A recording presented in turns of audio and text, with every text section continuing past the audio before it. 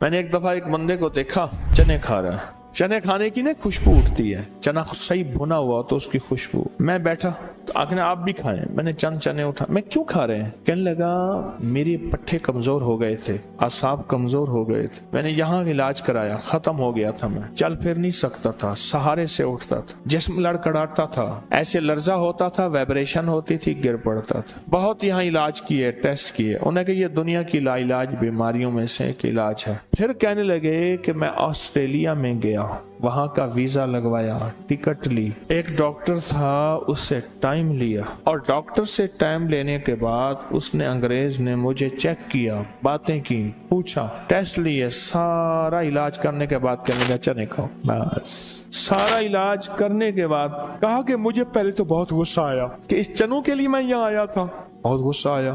کہا کہ اس نے میرے چہرے کو پہچان لیا, انگریز نے. اس نے کہا یہ بظاہر معمولی چیز ہے, اس معمولی چیز ہے. اور پھر اس نے کہا کہ بر صغیر کے بچے پہلے چنے کھاتے تھے, اب ٹافیاں کھاتے ہیں. پہلے چنے کھاتے تھے, اب چاکلیٹ, ٹافیاں, برگر, بوتلیں اور یہ چیزیں استعمال کرتے ہیں. پہلے چنے کھاتے. بس وہ جو چنے تمہاری زندگی سے گئے ہیں اور تمہاری جسم, اعصاب, پٹھے, ہر چیز تمہاری بالکل بیکار ہو گئی. مغل دور میں ایک بادشاہ تھا, ابا جی فوت نہیں ہو رہے تھے احتیاطاً. اب ابا جی فوت ہوں تو ولی عہد کو بادشاہت ملے. ابا کی عمر لمبی ہو گئی.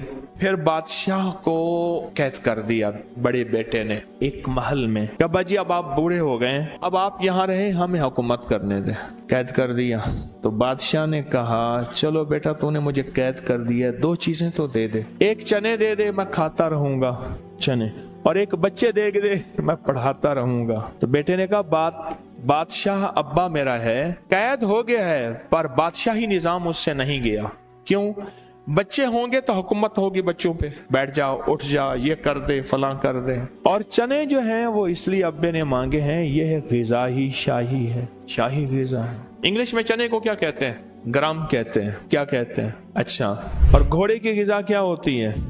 چنے ہوتے ہیں. گھوڑے کی جو اصل غذا ہے وہ چنے اور گھاس ملا کے دیتے ہیں. اصل جو غذا ہے دلیا ہوتا ہے چنے کا بنا ہوا. اور گھوڑے کی طاقت سے آپ کی گاڑی کا انجن ہے, آپ کی موٹریں ہیں, کہتے ہیں اتنے ہارس پاور کی ہے. ہارس کسے کہتے ہیں؟ گھوڑے کو.